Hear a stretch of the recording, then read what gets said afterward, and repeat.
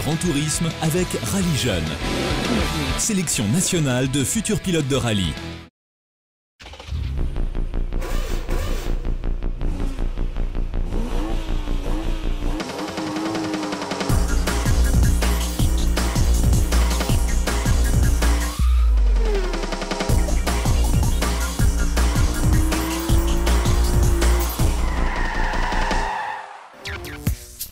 Salut, aujourd'hui dans Grand Tourisme, l'essai de la BMW série 1. Depuis l'été 2004, entre restylage et retouche, elle reçut plusieurs modifications lui permettant de tenir. Face à une concurrence de plus en plus pointue, la voici dans sa nouvelle génération. Au volant, Geoffrey Delus vous dira tout sur l'unique propulsion à haillons du segment des compacts. En attendant, place à l'innovation et au futur avec la Smart 4Vision, véritable solution à la mobilité urbaine éco-responsable. Enfin, du sport, direction les Cévennes, à l'occasion de l'avant-dernière épreuve du championnat de France des rallyes. Le Critérium des Cévennes décernera-t-il le titre 2011 ou faudra-t-il attendre le rallye du Var, l'ultime manche de la saison? Plus une seconde à perdre, contact, c'est parti!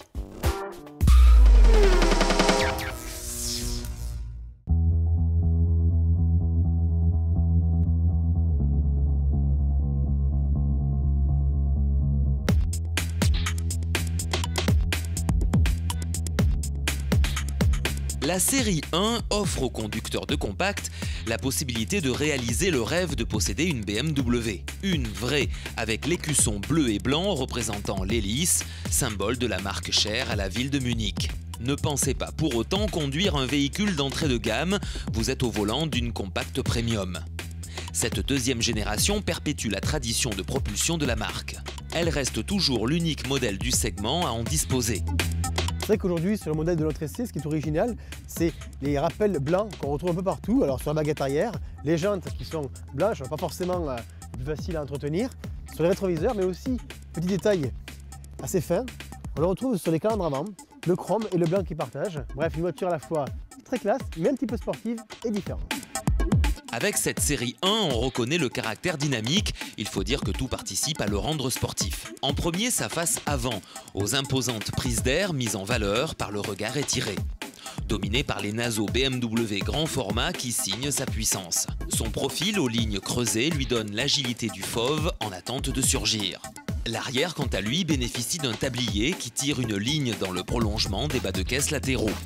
Ainsi, il reprend la forme du spoiler avant, comme un miroir. Plus longue que sa devancière de 85 mm, l'empattement évolue de 3 cm.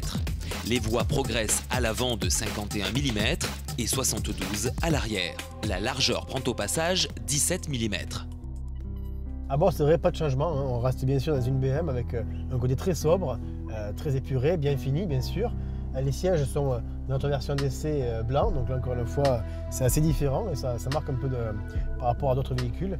Et après, moi ce que j'aime beaucoup dans cette voiture, c'est l'écran qui est vraiment très panoramique, c'est bien qu'on puisse dire. Le petit point négatif, c'est que c'est vrai qu'il reste toujours visible et il ne s'intègre pas dans le tableau de bord. Net progrès dans la qualité perçue. Il faut dire que cette série fait partie à juste titre des compacts premium.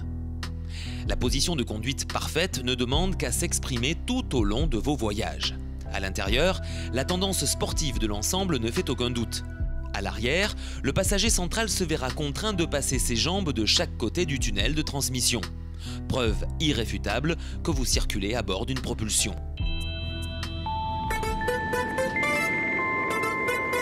Côté moteur, c'est vrai que par rapport à la puissance qu'il y a, 140 chevaux, c'est un moteur qui est plutôt très linéaire, hein. On n'a pas vraiment cet effet de coup de pied aux fesses qu'on pourrait avoir sur des moteurs diesel avec ce boost au moment du couple maxi.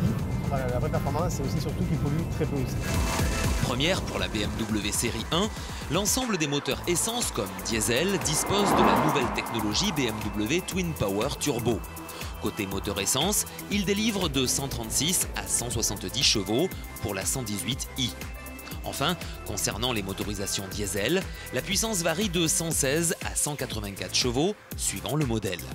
Le Diesel Efficient Dynamics Edition de 1,6 litre de 116 chevaux bénéficie de nouvelles mesures réduisant la consommation. Il rejette 99 grammes au kilomètre de CO2 selon le cycle de conduite européen. Côté châssis, c'est vrai que ça reste une référence, c'est une BMW avec je dirais, la transmission arrière avec un vrai équilibre, une sensation de dynamique, puisqu'on a vraiment ce côté à la fois sportif et une très bonne propulsion. Et puis après, pour le reste, c'est une voiture qui est quand même assez précise au niveau de la direction, même si j'aurais apprécié que la direction soit un peu moins assistée pour mieux sentir la route. La suspension surprendra par sa souplesse les propriétaires de la première génération.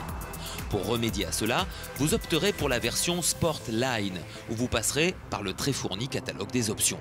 Cette série 1 est la seule voiture du segment des compacts à pouvoir se doter, en option, d'une boîte automatique à 8 rapports. Celle-ci se distingue essentiellement par des passages de rapports rapides.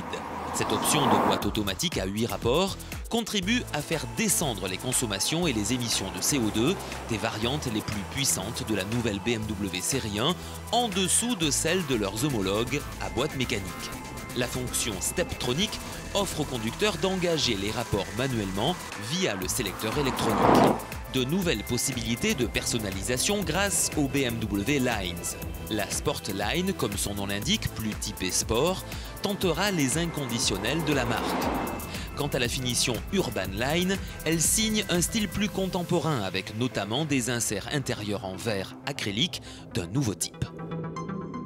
La nouvelle BMW série 1 progresse en termes de confort, mais perd le côté dynamique de sa devancière. Face aux concurrentes du segment des compacts premium, elle arrive à les égaler, sans jamais vraiment les dépasser. On reste un peu sur sa faim, surtout pour une voiture 100% nouvelle. Gamme BMW série 1 5 portes à partir de 25 450 €.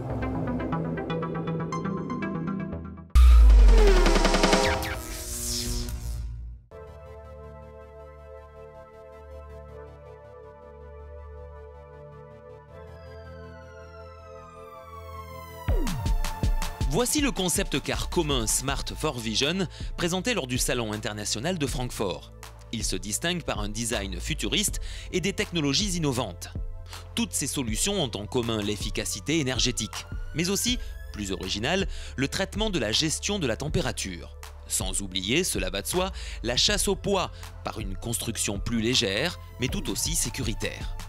La Smart 4 Vision s'en remet à des jantes fabriquées entièrement en plastique.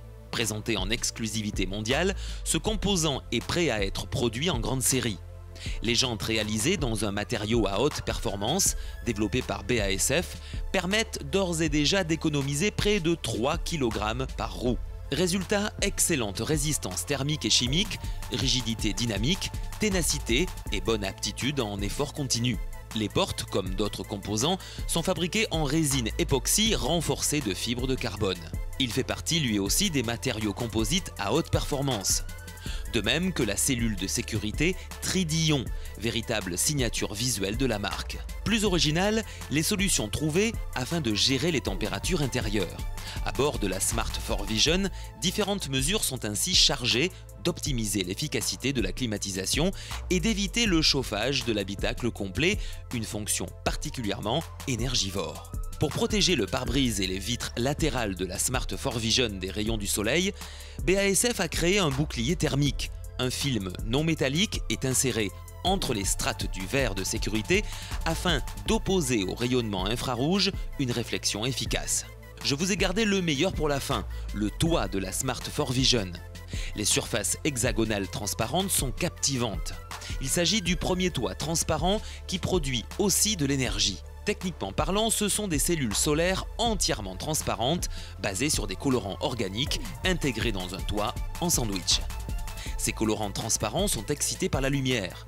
Ils produisent alors suffisamment d'énergie pour alimenter les composants multimédia et les 3 ventilateurs installés dans l'habitacle pour assister la climatisation du véhicule.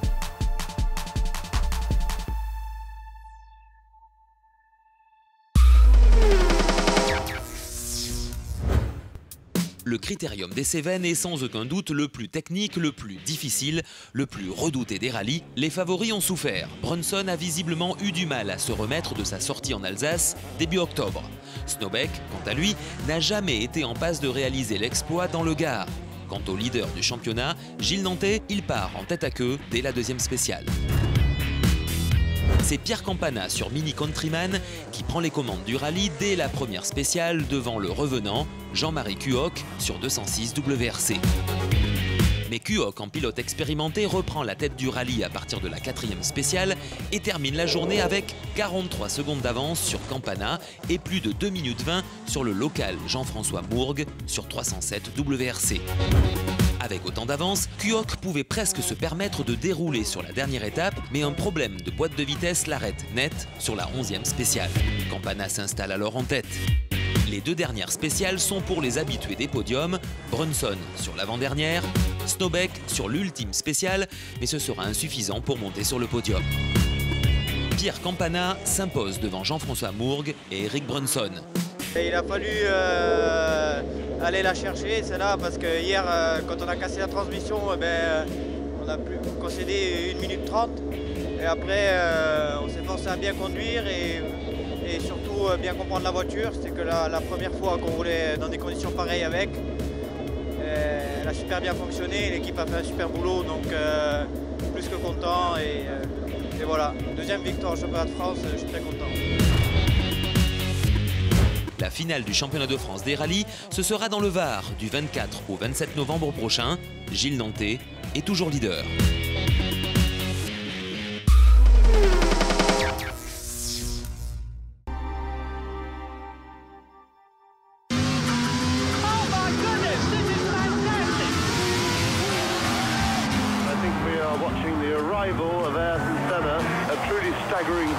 C'est la sortie du DVD et Blu-ray du film documentaire Senna. Le film revient sur les années légendaires du pilote de F1 de la saison 1984 à sa mort 10 ans plus tard. How do you feel about being world champion? It's not a bad feeling at all, is it? Une édition collector est également disponible avec un livre inédit sur la vie du pilote brésilien. Ayrton has a small problem. He thinks that he can't kill himself. And I think that's very dangerous. We are competing to win. And if you no longer go for a gap, you're no longer a racing driver. Now Frost takes the lead. Senna is trying to go through on the inside. I was treated like a criminal. The best decision is my decision. I can't stand this. Walking away from the dark forces just doesn't become an option. I was not going to give up. Pure driving, real racing. That makes me happy.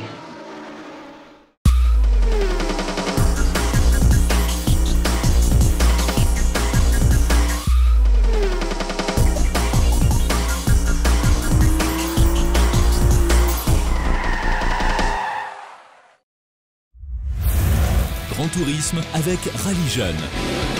Sélection nationale de futurs pilotes de rallye.